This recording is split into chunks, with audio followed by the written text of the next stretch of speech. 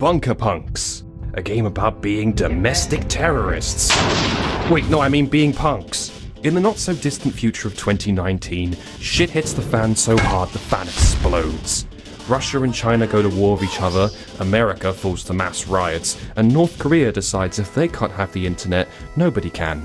As the world falls into a state of utter chaos, rich companies step up to enforce their own rule with an iron, mercenary fist.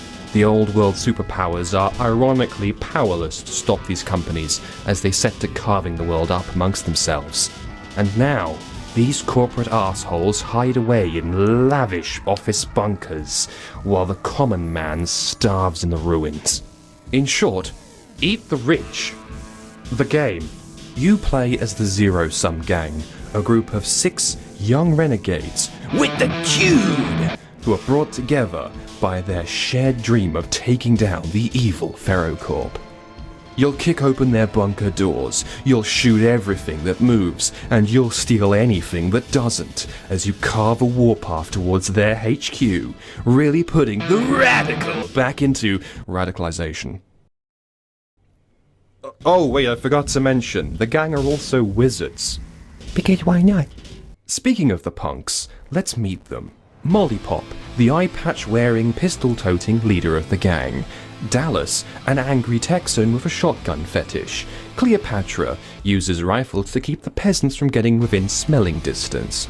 Royce, a weeb who thinks bringing a baseball bat to a gunfight is a good idea. Cassidy, she's like Molly except actually good. Also, she has the most adorable jumping sound. Diabetes. And Nullpoint, a former Ferrocorp employee turned postal suicide bomber. My job is killing myself. Each of these members have their own unique magic abilities. As you wreck stuff, you'll fill up this little mana bar. Each full segment lets you use the character's special abilities. And if you've decided to waste money on unlocking ultra abilities during the run, you can expend the entire bar for a wide range of equally disappointing abilities. For example, Molly's basic ability is to push people away. Much like I do with my friends. Her ultra ability, however, is to go full Dio mode and pause time for a few seconds. But all the punks share one super secret special ability. Dying. Whenever a punk dies, the rest of the surviving team members inherit their unique weapon buff, as well as an extra armor boost. Naturally, we'll be exploiting the shit out of this with our patented Dr. White-approved A-team, consisting of Molly, Cass, and Royce, and we'll get to them later. I live again. Bunker Punks is a roguelike, which means it wants you to fail a whole lot before it will give you the stuff you need to win. This is what we professionals call extending the game's replayability, giving you more for your money, and fucking you around. In reality, it plays more like a prolonged tutorial mode that drip feeds you all the characters, weapons, and base structures whilst you get to grips with a surprisingly slick combat.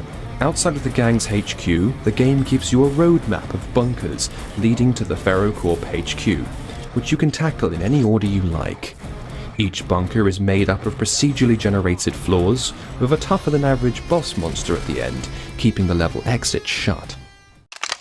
There's something you gotta understand about Baby White. I got my dad's old PCs, and they were always a year or 5 behind the curve. No joke, the PC I had when Far Cry 1 came out, yeah, it liked playing Ground Control 1, so I guess it's back to Duke for me! And that's turned me into a sort of neo-boomer. Dad, if you're listening to this, I totally blame you for my shit taste in games. Anyhow, Bunker Punks rewards you for being able to land precise shots while you duck and weave through enemy fire. And this is vital towards the later parts of the game, as you go from crazy fast to rocket on roller skates. The combat in the game is surprisingly really solid, reminding me of my beloved ye olde Twitch shooters. Each weapon class also has its own effective range, so you'll be trying to keep inside the sweet zone to get the most out of your weapons. That is, of course, assuming RNG is on your side. What? What the fuck? Commander. The game's strategy layer, if you could even call it that, promises deep character and base customization, but in reality these are just thinly veiled power-ups and buffs that you can unlock for money during a run. and some of them are vital to survival. For example, the gym's pack rat station. This lets you bring home extra loot you find on raids to sell, and believe me, you'll want to be playing the loot smuggling business if you want to be rolling in those fat stacks. Other rooms can make you stupidly powerful once you've invested heavily enough into them. For example, the implant station in the medical bay restores health on combo kills. This can make a good player virtually immortal. Enemy spotted. There are a lot of enemies in this game, all of which will relentlessly try to unalive you. I'll only cover the 3 that really left a mark on me. First, proxy men are basically the civil protection from Half-Life 2, and are some of the most common enemies you'll face. They are the game's poster child for the bad guys, and honestly, they do a damn good job at it. They pose some risk in large groups, but their low health and low mobility makes them a low threat on their own. Secondly, introducing the latest Inferno Corp's top-of-the-line automatic security, the Sanitizer Turret. It's as good at keeping out the ruffians as it is at keeping them dead, fucking keeping your wife inside of your home so she doesn't report you to the police for sex crime.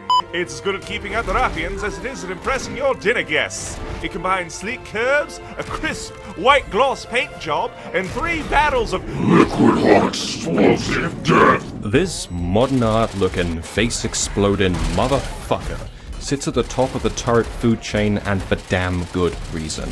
It fires 3 rockets at a time in a widespread pattern, so you'll often accidentally strafe into one of them whilst you dodge the others. High threat. Deal with them from a distance or from behind cover. And finally, chargers.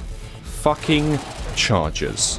They are bad doggos and have killed me so many times I have their names scarred into my memory. They're tough enough as an early game boss monster, but towards the later parts of the game, they're thrown at you in ridiculous numbers. Extreme threat. Prioritize. Shit. Now let's cut back to our A-team and see how they're doing.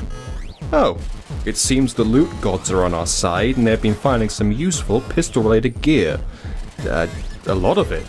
As Molly and Cass both have a natural boost to pistol damage, we'll mainly be using these 2 until it's time to bring out a secret weapon. Cass tends to lead the show for most of the game. Her base movement speed is insane, and her special power is to be the only one who remembers how to reload. This just so happens to fix the auto pistol's tiny ammo pool problem, and that makes it incredibly powerful in her hands.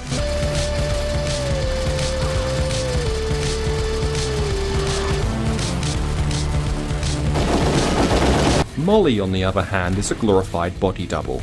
She only comes out if Cass is down or stuck at base healing, and really, we want to get her killed at some point, because this will give both Cass and Royce a buff to their pistol damage, making them both even more powerful.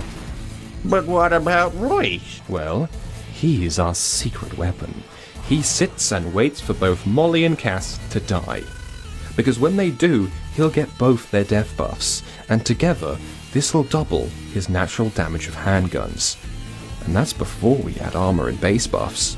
And the secret final ingredient? Royce's special ability makes his next attack do 3 times as much damage.